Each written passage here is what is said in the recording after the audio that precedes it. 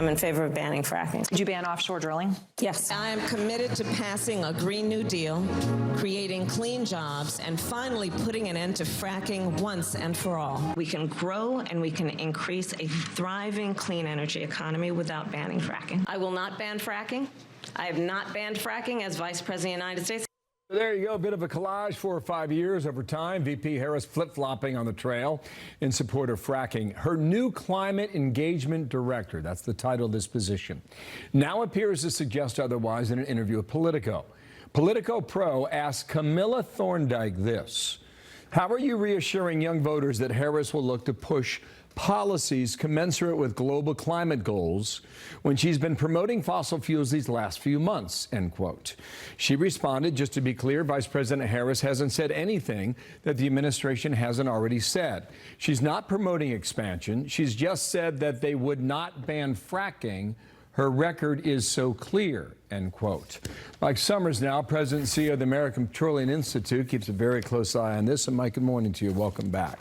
Good morning, Bill. Is that a flip-flop, or in the end, is that clarified for you about where she is on this?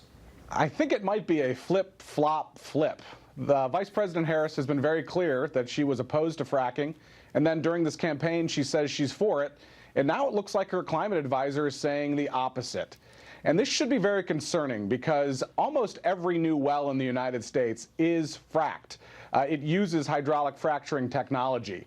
And 2/3 of the American people want to ensure that we're continuing to advance these resources and drill more in the United States to lower prices for consumers at the pump.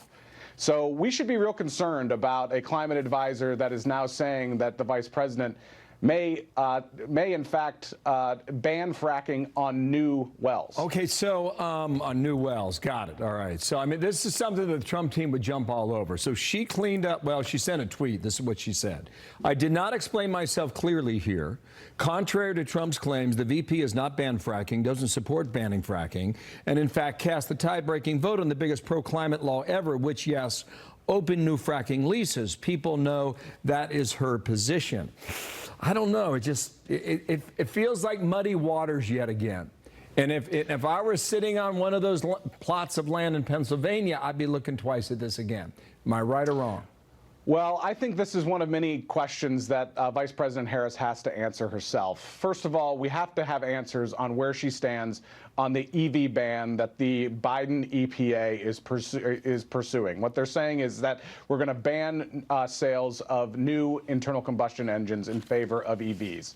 So we have to have an answer on that. We have to have an answer on fracking. We have to have an answer on what they're going to do with the liquefied natural gas permit pause for new shipments of LNG to our allies overseas. These are, many different questions that have to be answered on energy policy going forward. We're 14 days out from an election. Energy is on the ballot, and we need these important questions answered. New York Times, here we go. Last month, support for domestic oil production. Here are the numbers. 43% strongly support, 22% somewhat support. If I could cut through this a little bit, Mike, here's how I read this. The question became whether or not she would support new leases. And that doesn't appear to be clear in all this back and forth right here. So if you don't support new leases, you still could support fracking the way it is still done today. Am I correct about that?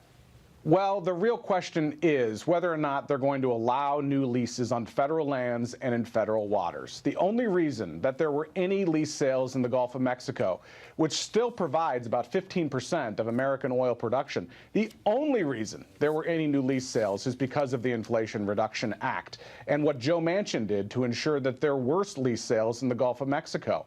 But this administration has continued to reduce the amount of leases on federal lands and federal waters. Look at the state of Alaska. They've taken hundreds of thousands of acres off the shelf for new leases for development in the state of Alaska, which in an area that was actually designated as the National Petroleum Refuge, the National Petroleum Reserve that the United States could use in cases of emergency.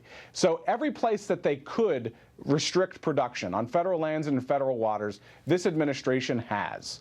Is she departing from the administration's policies to reduce production on federal lands and in federal waters? I think the American people want to know that. And as you said, 2/3 of the American people, based on a New York Times poll, want more production on federal lands and in federal waters and throughout the United States. All right. Listen, I know folks in the Keystone State are watching this very carefully. Those 19 electoral votes could decide which team wins. We'll see. Mike Sommers, thanks for your time today. Thanks for coming on.